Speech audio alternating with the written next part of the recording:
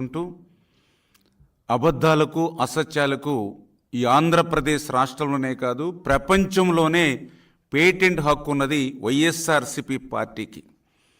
ఏదైతే ఆ రోజు 2019లో ఏదే అబద్ధాలతో ఇదే అసత్యాలతో ఒక్క ఛాన్స్ అని చెప్పి అధికారంలోకి వచ్చి ఈ రాష్ట్రాన్ని ఏ రకంగా అయితే ముంచేశారో మళ్ళీ ఈరోజు ప్రజలు ఇచ్చినటువంటి తీర్పుతో గుణపాఠాలు నేర్చుకోకుండా మళ్ళీ అదే అసత్యాలతో అదే అబద్ధాలతో మళ్ళీ ప్రజలకి విష ప్రచారం అటు వైఎస్ఆర్సీపీ కానీ వాళ్ళ సాక్షి అవినీతి కరపత్రికతో మళ్ళీ అదే ప్రచారాన్ని కొనసాగిస్తుండడాన్ని చాలా దురదృష్టకరమైన అంశం.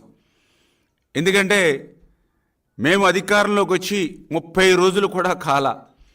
ఈ 30 రోజుల్లోనే మరి మేము అన్న మాట నిలుపుకుని ఒక్కొక్క పథకం ప్రజలకు అందిస్తూ ఉంటే ఆ ప్రజల నుంచి పెద్ద ఎత్తున ఎన్డీఏ ప్రభుత్వానికి వస్తున్నటువంటి స్పందనను చూసి వారవలేక ఈ 30 రోజుల్లోనే ఈ యొక్క విషపత్రిక కానీ ఏదైతే వైఎస్ఆర్సీపీ ప్రజలు గుణపాఠం చెప్పినా గుణపాఠాలు నేర్చుకునేటువంటి నాయకులు కానీ మాట్లాడేటువంటి తీరు మీరందరూ కూడా చూశారు. ఈ 30 రోజుల్లో ఏదైతే ఆ రోజు విశాఖ ఉక్కు ఆంధ్రుల హక్కు అని తెచ్చుకునేటువంటి విశాఖ ఉక్కు ఫ్యాక్టరీ ఏదైతే ఉందో మరి ఆ విశాఖ ఉక్కు ప్రైవేటు పరం అయిపోతూ ఉంది.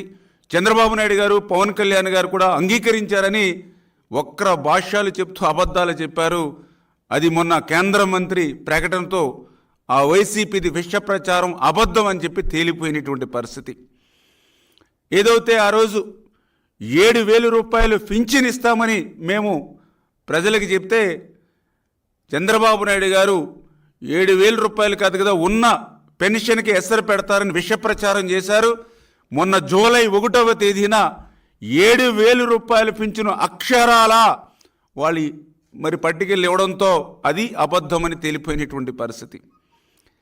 ఏదైతే ఎన్డీఏ ప్రభుత్వం వస్తే ఇంటింటికి పింఛను అందదు, గతంలో మాదిరిగా మళ్ళీ మీరు ఏదైతే సచివాలయ చుట్లు లేదంటే